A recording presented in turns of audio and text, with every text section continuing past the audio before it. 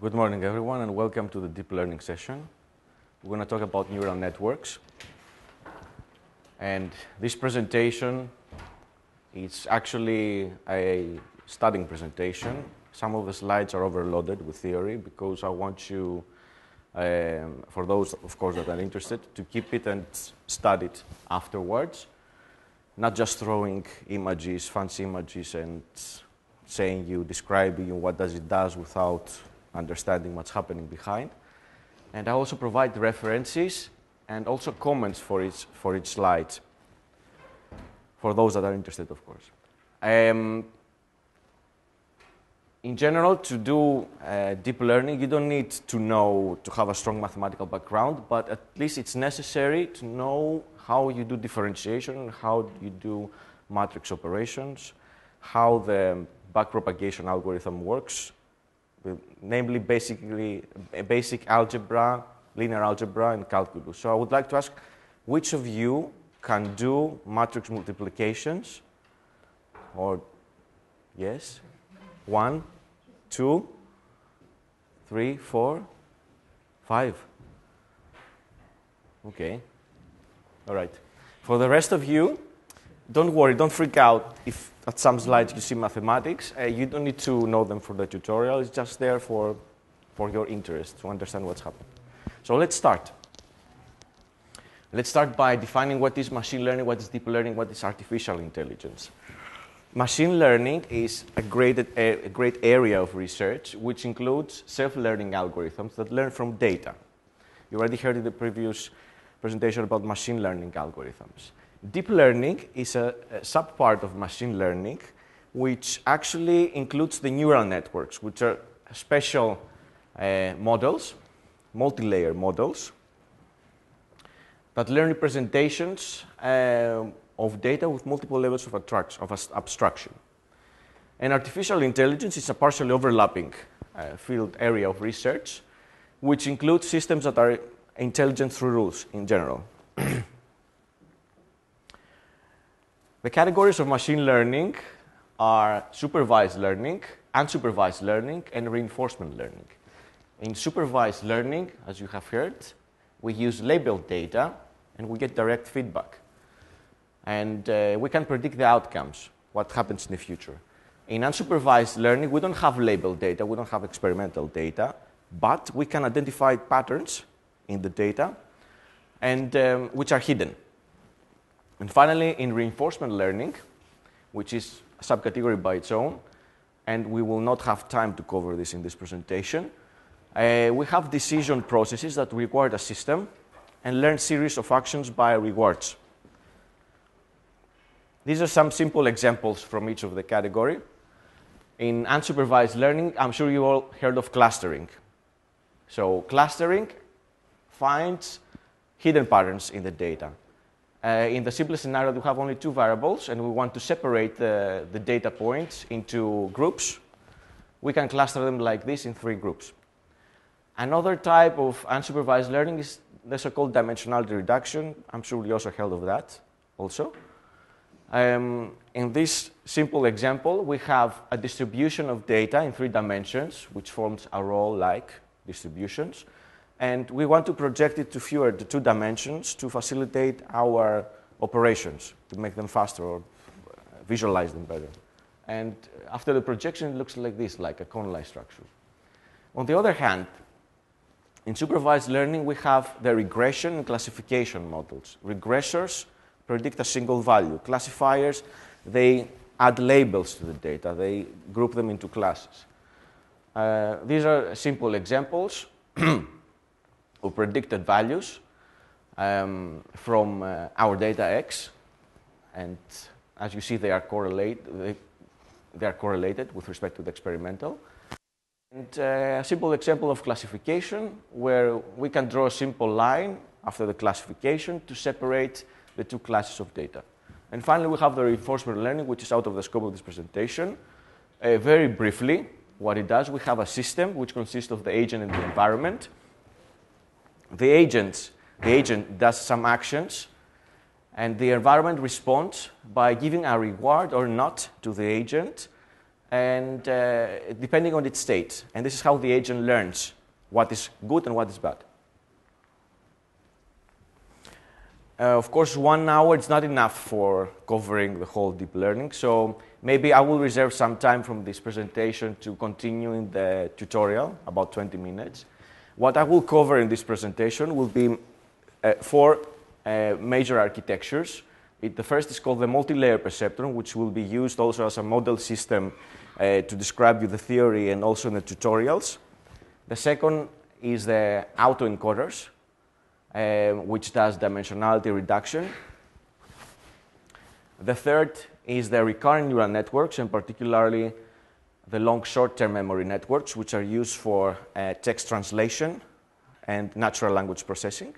And finally, the convolutional neural networks, which are complicated neural architectures used for image classification. Architectures which we will not cover, and they are very popular also, are the generative adversarial networks and deep reinforcement learning. Okay, let's have a look at what neural networks look like. In these 2 images, I show you 1 classifier network and 1 regression network. The classifier network gets an input which consists of 5 variables. We call them features. It's the same input as you used in the previous presentation for machine learning models. It has a single hidden layer, and at the output layer, it has 3 nodes. It has 3 nodes because the classification is done by labeling 2 to 3 different classes. If we had only 2 classes, we'll have only 2 nodes. On the contrary, the regressor network will always have 1 output node because the regression predicts a single value, a single score, a free energy, or whatever. That's the main difference. Otherwise, they're alike each other. In this slide, it's just for information. It summarizes the most used neural network architectures, and neural network architectures are still being invented every month. It's a rapidly growing field. In this presentation, I'm going to cover the most popular ones, which is the simplest perceptron model, which has no hidden layer, just the input and the output. The simple feed-forward network with 1 hidden layer. The deep feed-forward network, which is also called Multi-Layer Perceptron, which will be our model system. And then the recurrent neural networks and long short-term memory networks, which are more complicated architectures used for natural language processing. The auto-encoders and variation auto-encoders, which are used for dimensionality reduction and creation of data samples with new properties, similar properties. And finally, the deep convolutional network, which is used for image classification. But before getting into the details, let me describe you the input. What's the input for every machine learning algorithm? Machine learning algorithms, they read numbers. This is what they understand. We call these numbers, vectors of numbers, feature vectors. Each value in the vector is a feature, different feature. Feature vectors can describe, for example, in chemoinformatics, always speaking, the pattern of interactions between the receptor and the ligand, or the shape of the molecule, or the pharmacophore of the molecule, or the 2-dimensional structure of the molecule, the presence or absence of specific substructures, and any other kind of information we can imagine, like shown here, the decomposition of the contribution of each residue to the free energy of binding. It's more complicated. Feature vectors may contain integers, may contain floating point numbers, negative, positive, or even bits. Bits are 0 and 1. They can be of any type of numbers. Just to give you an idea of the most widely used in chemoinformatics, maybe you've heard in the previous presentation, these are the extended connectivity fingerprints or circular fingerprints. Basically, they encode the presence or absence of substructures in the small molecules. And how they work is by defining a diameter and then measuring the distance from each atom given this diameter and including all the atoms that are within this diameter.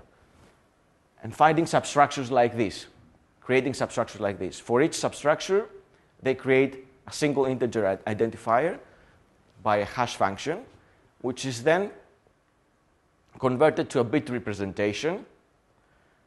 And the bit representation for every substructure forms a large fixed length binary vector shown here.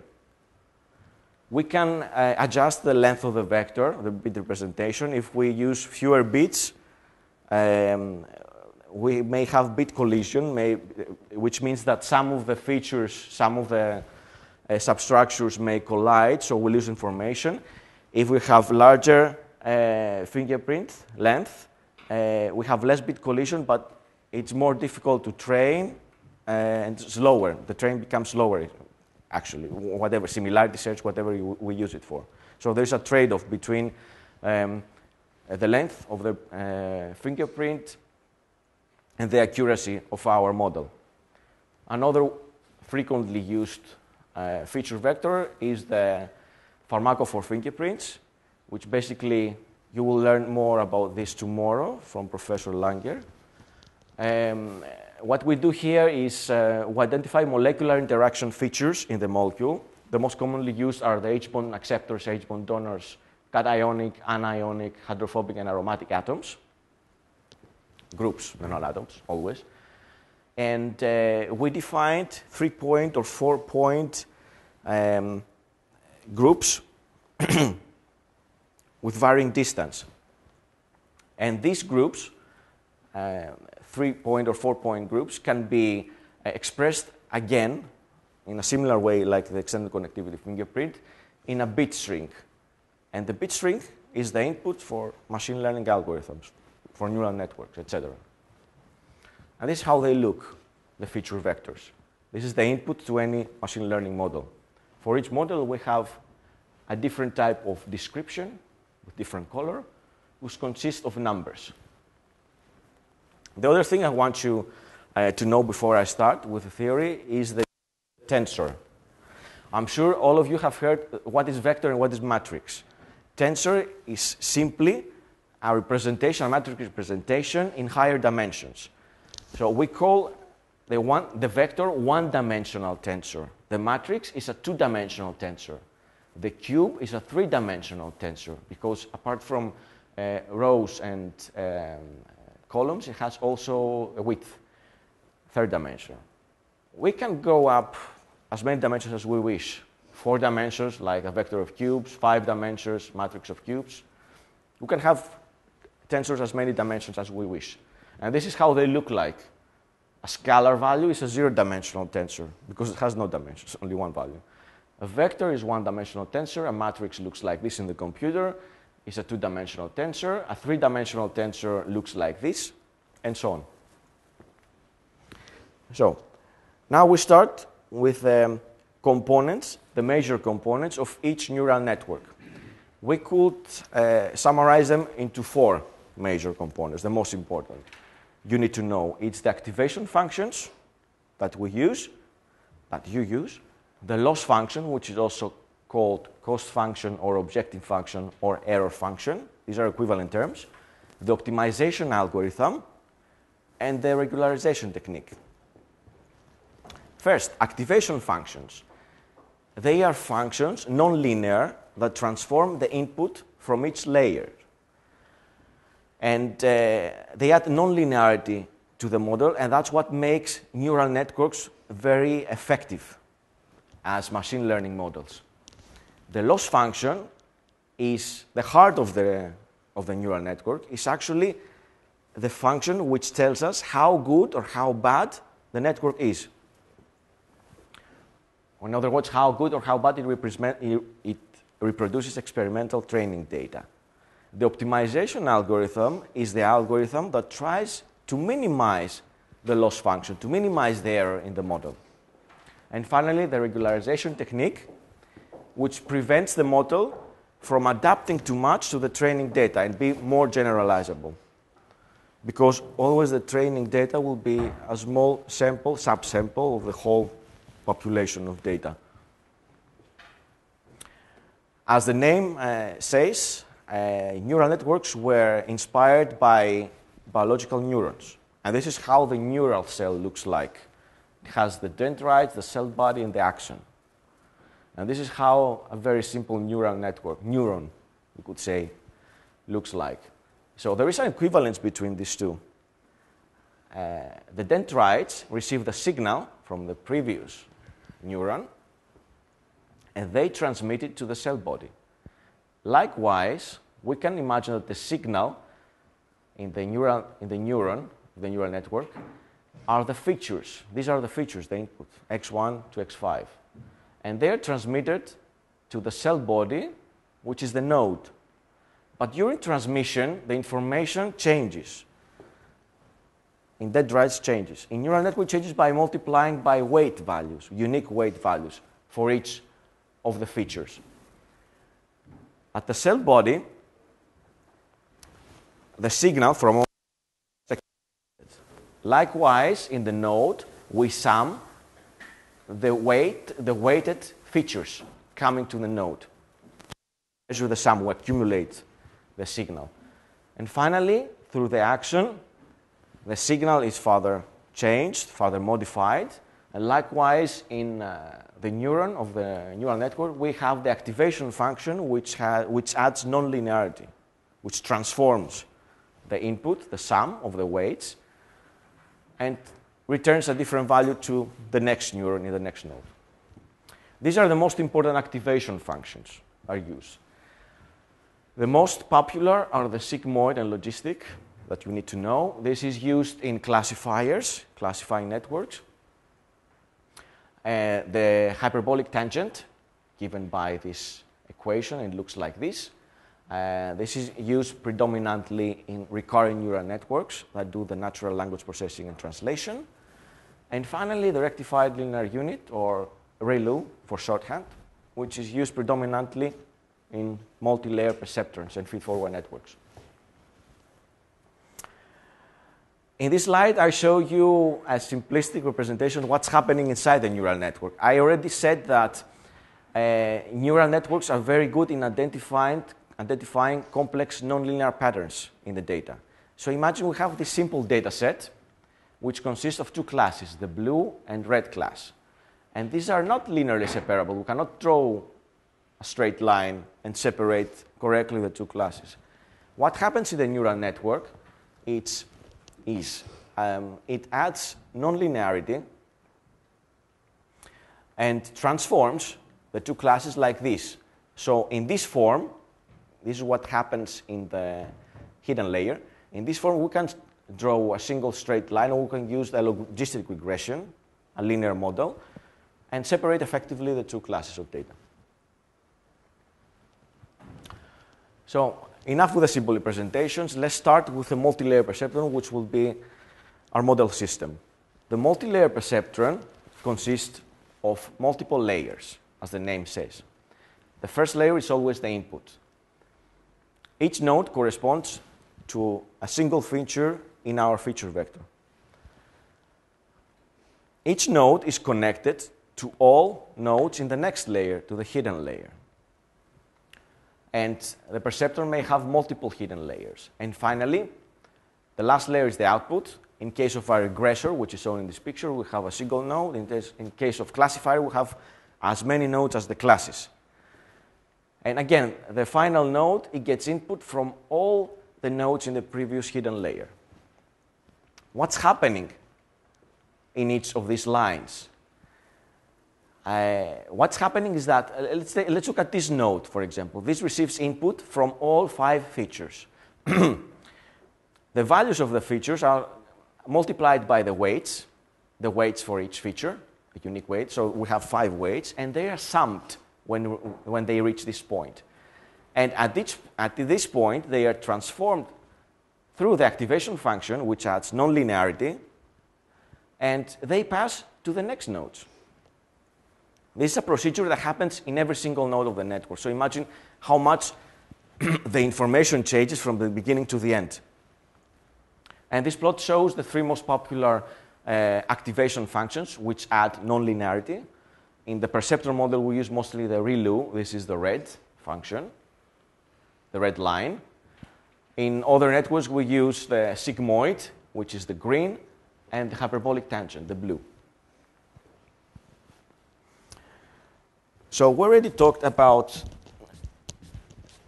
how the network looks like and what are the activation functions. Now, what about the loss functions? Loss function or error function or cost function is, as I told you, is the heart of the model. Is the function we try to minimize to find the optimum weight values and bias values, the optimum parameters for the neural network. For regression, we use mainly the mean absolute error and the mean squared error. These are quite similar. The only difference is that in the mean absolute error, we calculate the average of the difference between the predicted and the target values, while in the mean squared error, we calculate the average between, or the average of the difference between the predicted and the target values, the square actually, the square of the difference of the predicted and target values. This square here, it means that it gives more emphasis to big differences, to outliers in our data. So if our data has a lot of outliers that we think that they are not important, then we better use the mean absolute error.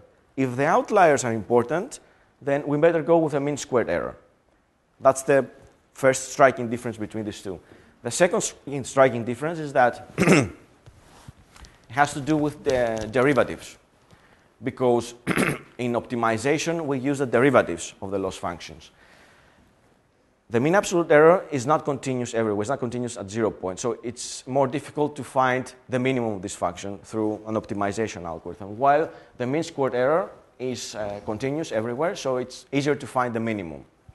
In my experience in chemoinformatics problems regarding the binding affinity predictions, I always find better the mean absolute error, because the outliers are not so important indeed at the end.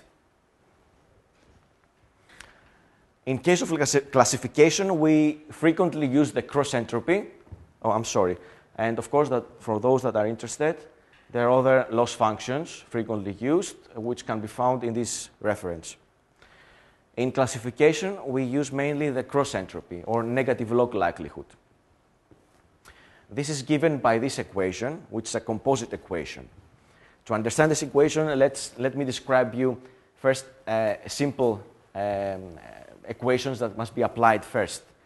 The first is the softmax function, which converts the raw output coming to the output layer, to the output nodes. This can be an arbitrary number, like any size, and converts it to probabilities. Probabilities must all sum to 1. So if we have three classes, like in this example, these are the raw values that receive to the output layer, and they are converted by the softmax to probabilities that they sum to 1. The other function that is used is called the one-hot encoding. Very simply, it converts the probability representation into a bit representation. So if the probability of the first class is the highest, the one-hot encoding will be 1, 0, 0. If the probability of the second class is the highest, the one-hot encoding will be 0, 1, 0. And finally, if the probability of the third class is the highest, it will be 0, 0, 1. So going back to this equation, we see that the cross-entropy loss is given by the sum of the product between the one-hot encoding for each of the classes multiplied by the logarithm of the softmax of the output. This is the output, this activation function, and xi is the output to each node. It's a vector coming to each node.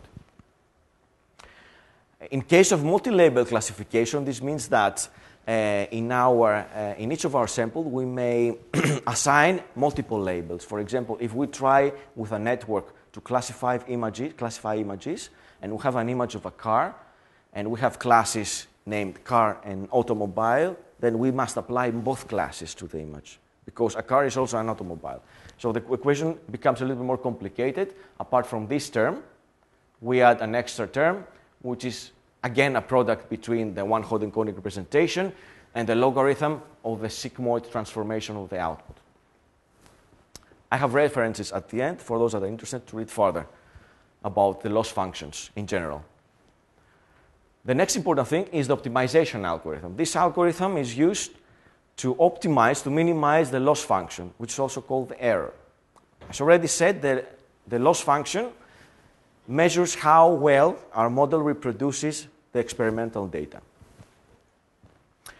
The main goal of this algorithm is to predict better values, y, given the x values, which are the features we input to the model. In the simple scenario, of course, yes, and this algorithm is used to optimize the parameters of the model, which are the weights of the model.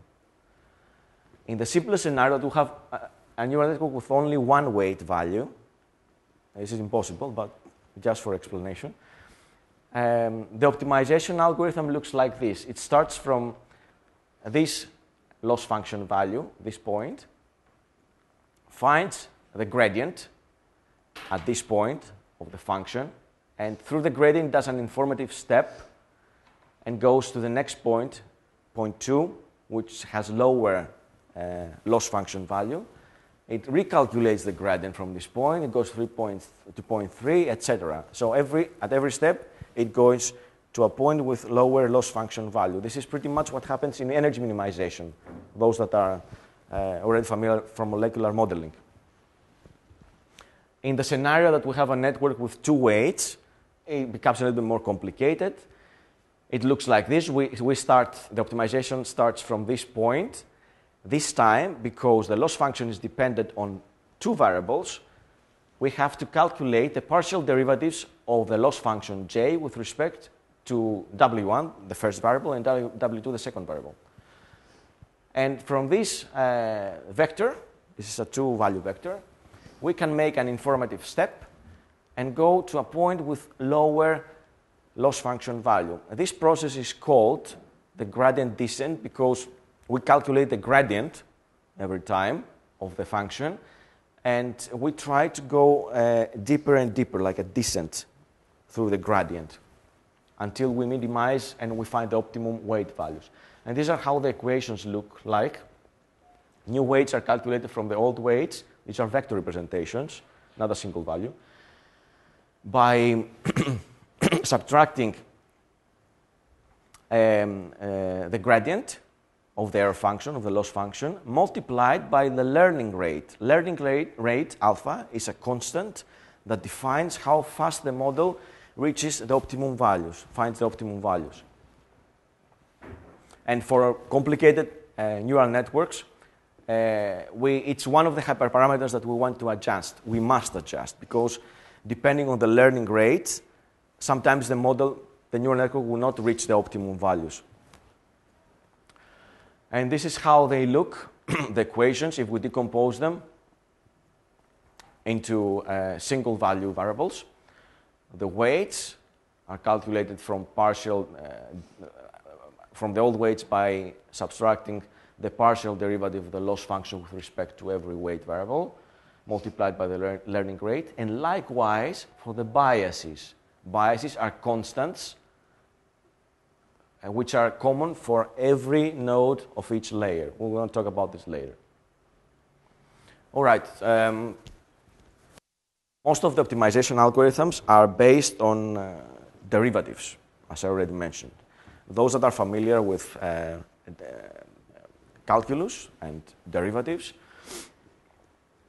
may recognize this is the chain rule of derivatives. It's one of the basic things that you learn. It's how to get to calculate the difference on a variable z given a difference on a variable x when there is no direct relation between these two variables. In this example, x is, in our case, x is the input to the neural networks, is a vector of features. Y is the activation function that gives nonlinearity to the signal, we can tell, to the values. And z is the output of the node, the one that goes to the next layer. So we can calculate the partial derivative of z with respect to y, given by this, and calculate likewise the partial derivative of y with respect to x, and then substitute these two equations and get these equations, which finally leads to the partial derivative of the output of the node with respect to the input, which is the feature vector. The backpropagation algorithm works in 2 steps, summarized in this simple drawing. The first step is called forward propagation. We go from the input layer to the output layer, and I will describe in the next 2 slides what's happening. And the next step is backward propagation. We calculate the predictions. We get the predictions of the model.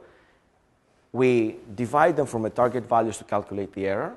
And then we go backwards from the output layer to the input layer and calculate derivatives. Now, because in neural networks you have multiple parameters to optimize, multiple weights, and the activation functions, which add nonlinearity, they are functions of vectors. They receive multiple parameters, and they return vectors, multiple parameters. So we don't use simple derivative representation. We use the vector of derivatives and the Jacobian matrix. The vector of derivatives, in the simplest example, when we have 2 variables, is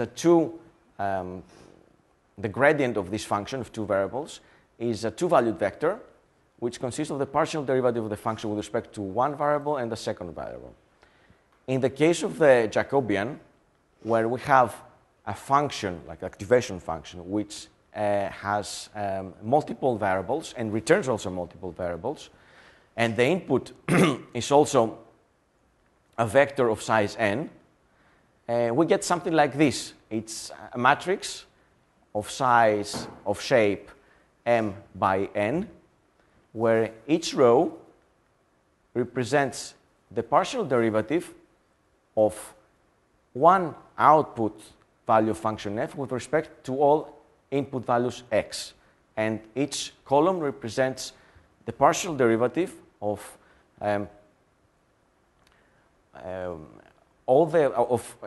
partial derivative with respect to one value of the input vector x of all the different functions in which the activation function can be decomposed.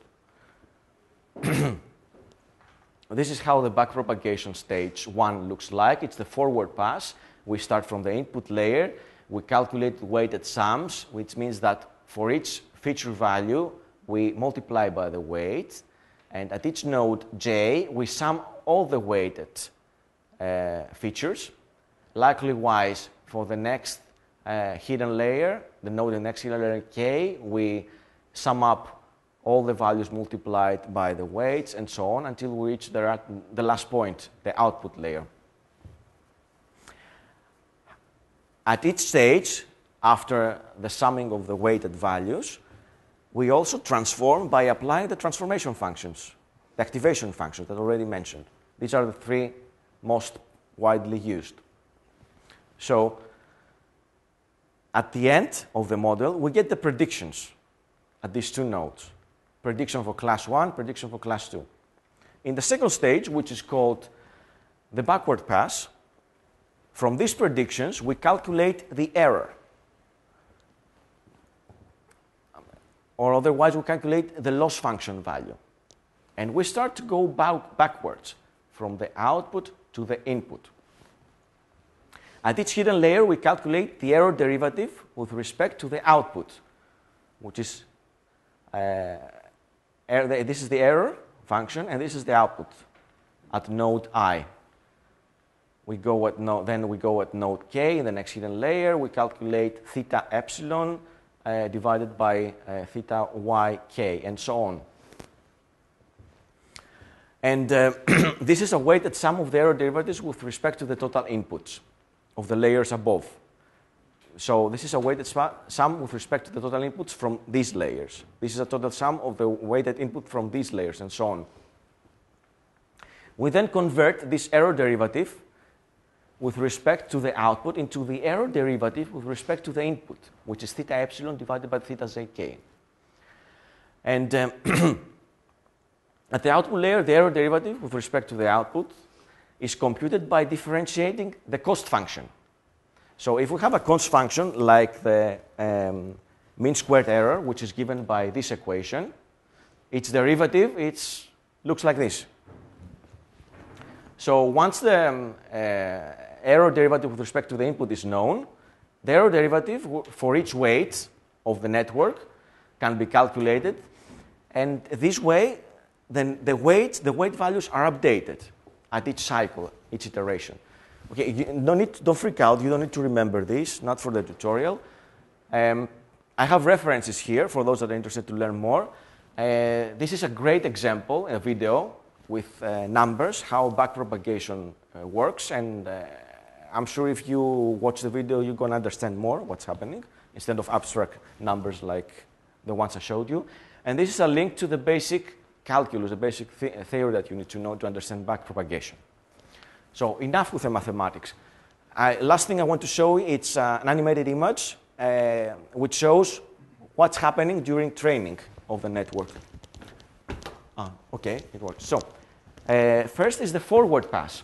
At each node, we calculated the weighted sum of the input from the previous layer transformed by the activation function f. As we reach the output node, at the output node, we get the output, the prediction.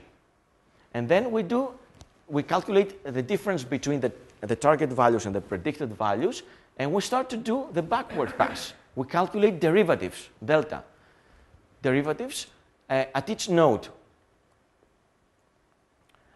And we repeat that until we reach the input nodes, x1 and x2. And at this stage, we update the weights. The new weight values are the old weight values plus the partial derivative with respect to the loss function multiplied by the learning rate. And so on, until we reach the final weight value. So this process repeats many times. Each time we call it the epoch, the training epoch of the network. And depending on how many training epochs we use, we can have a bad or a good model. So this problem of deciding the optimum number of training epochs is called early stopping. When we, in the simple regression example, where the green line shows the perfect predictor, if we stop training too early, we use only a few training epochs, then we get a predictor that looks like this, like the red line. It matches only one of the training samples, which is very bad. If we find the optimum number of training epochs, then we will get a good predictor, a red line that can predict 3 values from the training sample, but every time we give a new value from an external test set, it can predict correctly or almost correctly its target value. In the last case scenario, where we train the network too much, we have overfitting. We have an overfitted predictor which tried to match all the training samples, all 9 training samples, and it became too much adapted on the training set. So if we have an external test set, and that test set has a value that falls somewhere there, our overtrained network will give a result of 0.2, but the real value will be minus 0.5. This is a large difference.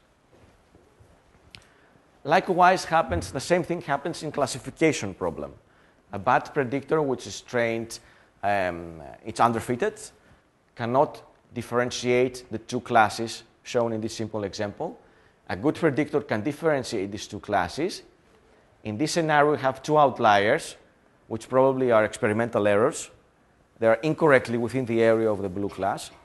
And finally, an overfitted network is trying to separate correctly all the training classes by defining some strange borders, which are not applicable when we use the model in an external test set.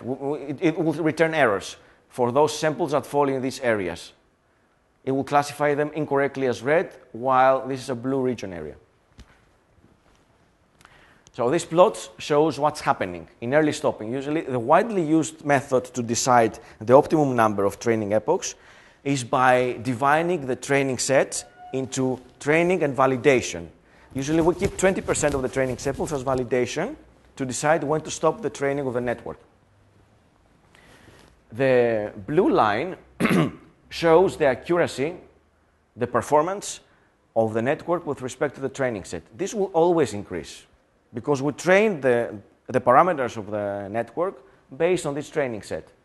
The same happens with the loss function. The loss function will always minimize. But this doesn't apply to the performance of the validation set, because validation set is independent of the training set. It increases, and it reaches a point, a turning point, that it starts to drop. And this is the point where we must stop the training of the network. If we continue, we will have overfitting, as we call it, and we will get a bad predictor. Okay, there is a link I show here to train a neural network, but because you don't have computers, all of you, we better do it in the tutorial. It's like a game. You will enjoy it. So now let's move to other architectures. I'm not going to bother you with mathematics anymore. Only images, so relax and wake up, please. I'm going to ask questions now. So first question. This is called the auto-encoder. Forget about the mushrooms and focus on the architecture. And this is the feed-forward network or multi-layer perceptron that I already showed you. Can someone of you spot two striking differences between these two networks? The number of neurons in the hidden layers change. Yeah, but in what way? What's the pattern? The pattern that we have the smallest number of neurons in the middle of auto-encoder, we have like only 2 neurons. Almost. Almost. Yeah, There's a like pattern. A funnel. Yes, a funnel. So the first difference is that the number of neurons, of nodes, in the first part of hidden layers starts to drop and reaches a point when it starts to, after this point, it starts to increase. And what is the second difference you can spot?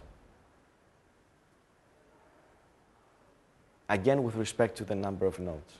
Yes?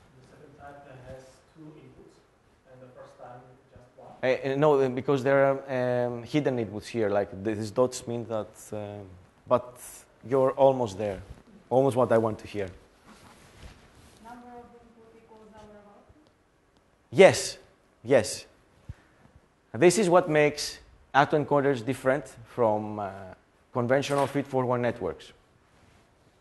So why do we use auto-encoders? Can you imagine if we get the same number of input in the output? It has to do with a phase difference with this funnel structure. Can you imagine what's happening? Maybe generating similar objects or something. It generates similar objects, yes. So the information, as it goes from the input, it starts to be compressed. And after that, that's why we call the first part of the network encoder, and the second part, we call it decoder because it starts to decompress it and returns it, projects it back to the initial dimensions. And usually what this happens, the information is degenerated, we lose information. But there are some interesting uses of autoencoders. The problem in chemoinformatics is that the multidimensional representation we have, if we have, for example, an extended connectivity fingerprint that has 4096 bits, it's too large. And it's a discrete space, we cannot differentiate this space. But if we compress it and project it to a lower dimensional space that becomes differentiable, we can apply interesting operations, interesting functions to that. In this paper, the authors, they used an encoder to compress the information. They used string representation, the smiley strings. They converted them from discrete to continuous, and then they used the decoder to compress it to a latent space. And from the latent space representation, they use it as input to another neural network which optimizes the drug likeness and synthetic accessibility of the drugs. So they created for each of the molecules new molecules which had coordinates in the latent space, shown like this. by using, again, a similar optimizational algorithm that the one we use for training the network. And from this point, they use the decoder to uncompress it and project it back to the original representation, to the smiley string. So this time they got a new molecule which had favorable properties, had better drug likeness, and better synthetic accessibility. This is one frequent use of autoencoders. Usually they are used for data minimization because, as I mentioned, in chemoinformatics we have very large feature vectors for input, and when we have a big network like an LSTM or a convolution neural network, it becomes very, very, very computationally expensive to train it. Usually we want to use an autoencoder, the encoder part, to reduce the dimensions of the input. So if we have 4096 bits and we apply the encoder and we end up with 300 values, then the training of the network would be much faster and the optimization algorithm will find much easier the optimum weight values. Other applications are data denoising and dimensionality reduction. Already mentioned that. All right. The next architecture that I want to show you is the recurrent neural network. This image with black lines, it shows a feed-forward network. In a feed-forward network, the information goes from the input layer to the output layer in one direction. In the recurrent neural network, it goes also from the input to the output, but also backwards, using a feedback loop. So there are several loops like this. Why does the information in the recurrent network cycles through a loop? When it makes a decision, it takes into consideration what's happened in the previous step. So it's like storing information, storing memory, having memory about what's happening in previous steps. So the RNN has two inputs, the present and the recent past.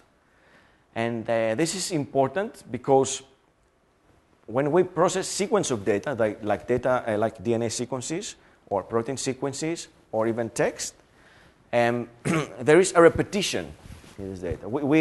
There are repetitive words, repetitive sections that they occur, and there's a pattern of occurrence. And this pattern of occurrence can be captured by this type of network. The recurrent neural networks can do things that feed-forward networks cannot do. They can do language modeling, generating text, machine translation, speech recognition, generating image descriptions, time series processing, movies and video clips processing, music classification, choreography, and finally, in our field, they're used for identifying patterns or predicting new sequences, new DNA sequences, RNA sequences, proteins, or peptides. And in chemoinformatics, they're used for processing smiley strings because smiley strings is a discrete representation that contains repetitive patterns, substructures, that they occur in multiple molecules which have similar properties. This is the repeating model of the, the first slide shows a very simple recurrent neural network with one hidden layer and 3 nodes. The activation function that we use predominantly in the recurrent networks is the hyperbolic tangent. So likewise, like in a feed-forward network, each time the signal, the input, travels, it's multiplied by the weight value. And when it reaches this point, it is transformed by the activation function, which is, in this scenario, the hyperbolic tangent. However, at each node, the information goes through the output, but also loops over the same node. So if we unroll one node of the network, it will look like this. In the case we use 3 time steps, the input traveled from to the node of the hidden layer. It traveled to the output, but also it traveled back to the same node. This happened 3 times. So the number of times you unroll each node can be considered how far in the past the network remembers. In other words, each time is a time step. These repeating modules in a recurrent neural network They contain a single tangent layer, a single layer with a hyperbolic tangent activation function, and can be arranged in multiple different ways. The first way I show here is the one-to-one. This is the normal forward network, and it's used for image classification, image on the input, and labeling on the output. And A, which is one-to-many, it's an architecture used for image captioning, namely, we have image as input and words describing the scene as output. And the other way, we have many-to-one. It is used predominantly for sentiment analysis. We have words, many words as input, and one phrase as output. The next one, we have many-to-many. It's used for translation, like Google Translate. We have many words as input, and we have a translation of the output. For example, from English language to Czech language. And finally, many-to-many, another way, which is used for video classification. Same number of nodes as input, same number of nodes as output. The input is the video, of the video is the output. All right, this slide is overloaded. It's just for information purposes.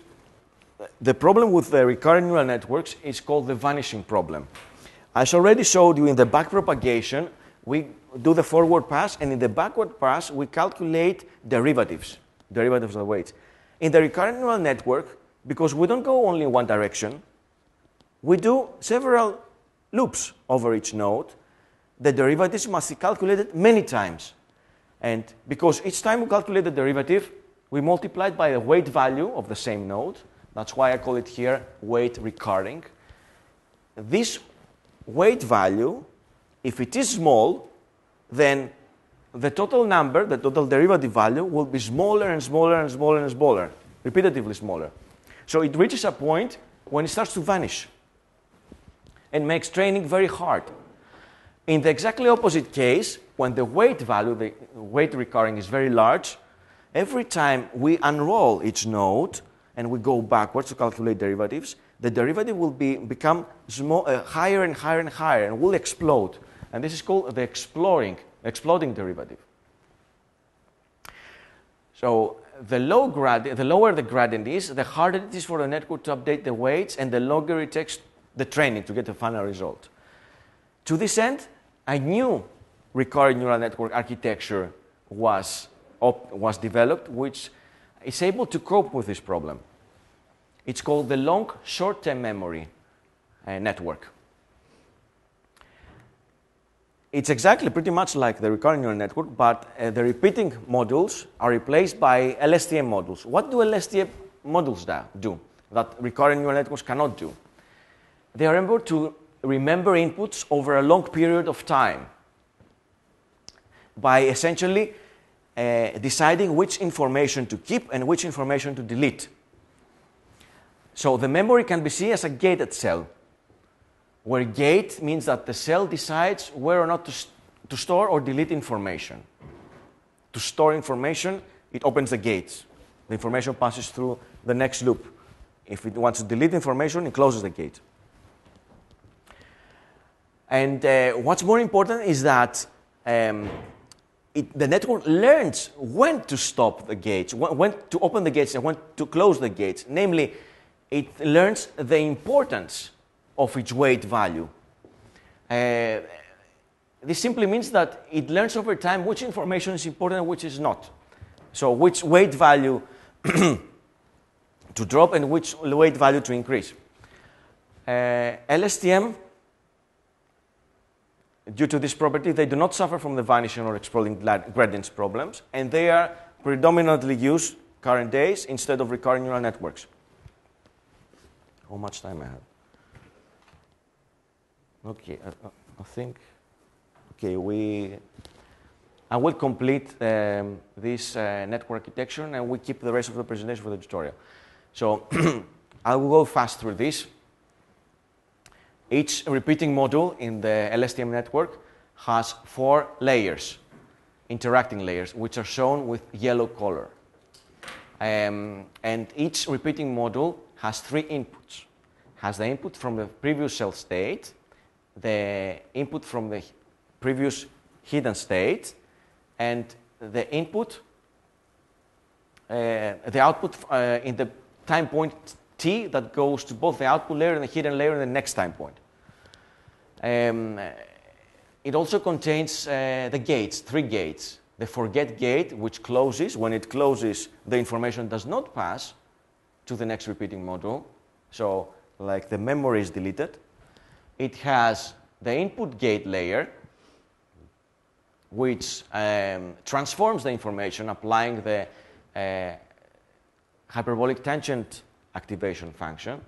And it has also the output gate layer, which allows the information to go through the next repeating module and be further transformed. So gates are structures that can remove or add information from the cell state. They are composed of sigmoid neural network layers. Sigmoid, they take their name from the sigmoid activation function. And LSTM has 3 such gates to store and forget information and to protect and control the cell state. And this is how, in reality, an LSTM network looks like, because this is just the unrolling of one single repeating module. In a real LSTM network, we have many LSTM modules, which are arranged in hidden layers, which are, between them, we place usually feed-forward layers, like in the multi-layer perceptron. So imagine how much information flows to this network and how complicated it is to be trained. And finally, before I close, I want to show you a simple example. Google Translate is an advanced LSTM network. It takes as input the text in one language and returns the input in another language, takes another language. In this example, we use English as input and Czech as output. In the first example, the text is, I am a boy who likes to learn, and the translation in Czech from the LSTM is Jsem kluk, který rád učit.